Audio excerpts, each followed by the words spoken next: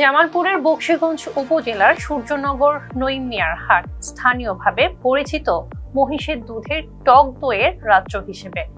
এই হাটের টক দই স্থানীয়দের পাশাপাশি আশেপাশের জেলাগুলোর মানুষের কাছেও এক বিশেষ আকর্ষণ। সপ্তাহে 2 দিন শনি ও মঙ্গলবার বসে এই হাট।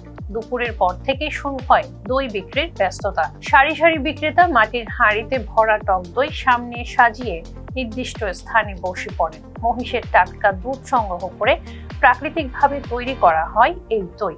স্থানীয়দের মতে ভালোভাবে পরিষ্কার করা মাটির হাঁড়ি রোদে শুকিয়ে তাতে ছেঁকে রাখা তাজা মহিষের দুধ 20 থেকে 24 ঘন্টা প্রাকৃতিকভাবে রেখে দিলে তৈরি হয় এই টক দই।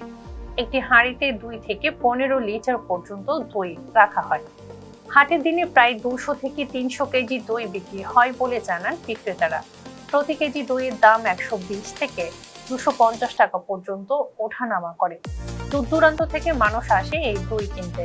কেউ পরিবারের জন্য, কেউ আবার আত্মীয় স্বজনের জন্য নিয়ে যান ঐতিহ্যবাহী এই স্বাদ। এখানে রাসায়নিক মুক্ত এবং কেমিক্যাল মুক্ত দই পাওয়া যায়। বিভিন্ন জায়গা থেকে অনেক লোকজন আসে এবং নিয়ে যায়। আমাদের নইমিয়া বাজার তো এমনিতে ঐতিহ্যবাহী, দইয়ের জন্য আরো বিখ্যাত হয়ে গেছে। লাইফে কোনো কিছুর গ্যারান্টি নাই, তাই ইন্স্যুরেন্স করুন সিটি ব্যাংকে, কারণ ইন্স্যুরেন্স করলে সিটিতে সুরক্ষা পাবেন নিশ্চিন্তে। বাংলাদেশের উত্তরাঞ্চলের মধ্যে জামালপুর বকশীগঞ্জ নইমিয়া হাটের এই মোষের টক দইটা খুব সবার কাছে সুস্বাদু এবং জনপ্রিয়। এর জন্য মানুষ এই দইয়ের জন্য নইমিয়া হাটও সবাই আসে এবং সবাই এই দই ভাত দিয়ে, মুড়ি দিয়ে, গুড় দিয়ে খায়। শনিবার মঙ্গলবার হাট বসে এখানে, বুঝছেন? প্রতি হাটে আমি 1 মণ পর্যন্ত দই নিয়ে আসি। আজকে দইয়ের বাজার 120 থেকে 160, 70, 80, 200 পর্যন্ত বেচা হয়েছে।